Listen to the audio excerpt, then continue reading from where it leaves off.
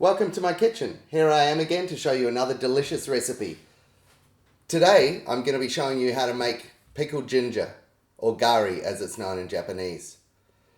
Look at this beautiful young ginger I found at the Queen Victoria Market. It's in season at the moment, and look at these beautiful pink tips it has on it. This is the real stuff. Some of the stuff that you get in Japanese restaurants I reckon isn't really necessarily the real thing. They've used a bit of pink dye in there, but naturally the young ginger turns pink as it pickles, and it's just a light blush. It's not a deep pink like you see in a lot of the pickled ginger out there. It's so easy to make, and you know what I really like doing is using some of the liquid in dressings or in marinades, because it's not only the ginger that's good, all that beautiful ginger flavor goes into the liquid. So grab your pickled ginger, and we're going to cut it into nice sized pieces so it's easy to peel. I'm just going to use my knife here and cut it into these pieces, and then we don't really need to peel it properly. We just need to use a spoon just to scrape off this really thin skin. So you can see there it just comes off nice and easily.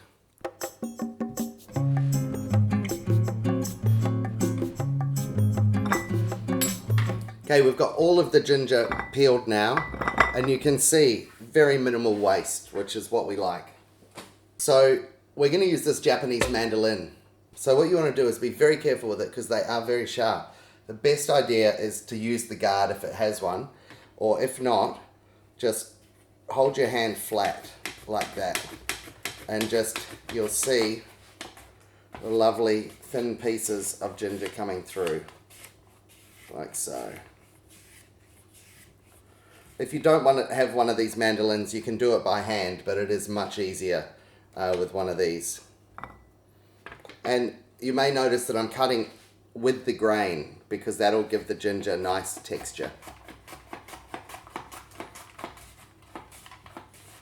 All of our ginger is done now, so the next step is to put it into our colander, and then we're going to sprinkle a little bit of salt on it, and that'll help draw some of the moisture out, which will then in turn allow the pickle to get right in there.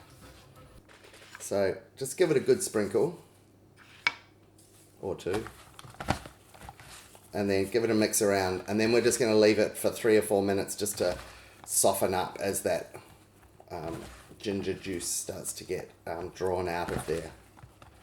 You can already see some of the liquid starting to come out. So while we're waiting for that, let's make the pickle.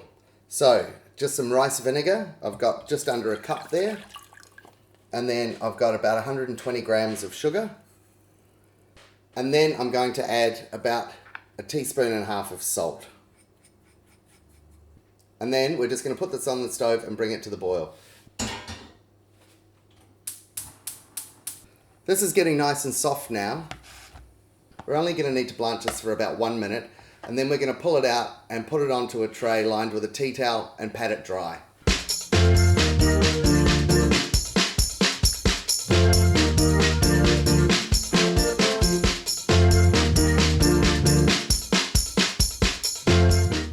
Okay, it's been blanching for about 1 minute now. You can do it for a little bit longer if you don't want it quite as spicy, but we want it to still have a bit of bite to it.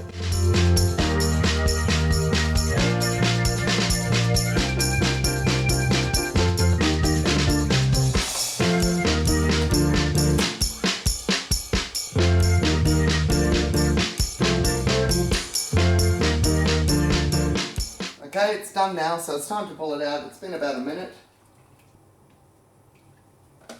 And I've got my tray here lined with a tea towel, so just give it a good shake, and then pop it out onto the tea towel, and then spread it out so that it cools down quickly and we get all that liquid off it. Beautiful.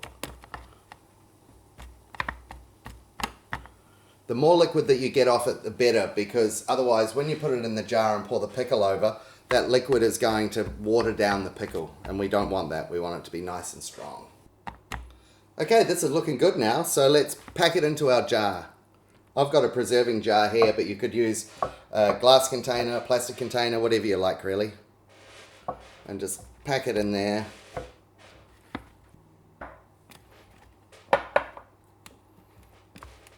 Okay, this is good to go now, so all we have to do is pour it over. And you'll see that instantly the colour will start to change, but over the next few hours it'll go more and more pink. So try and make sure there are no air bubbles in there. Look at that, the perfect amount. Just going to use my chopsticks here just to push it down, make sure there's no air bubbles in there. And then just whack on the lid.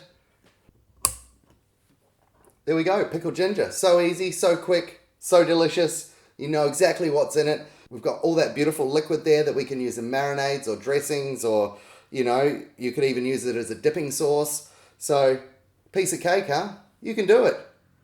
Why not try it? If you like this video, feel free to like, comment, subscribe. I'd love to hear from you. If you've got any feedback, suggestions, ideas, or even how you like to use your pickled ginger, I'd love to hear. So thanks for watching, and I'll be back soon with another recipe very soon. So keep your eyes peeled. Okay, this is good to go now, so all we have to do is pour it over.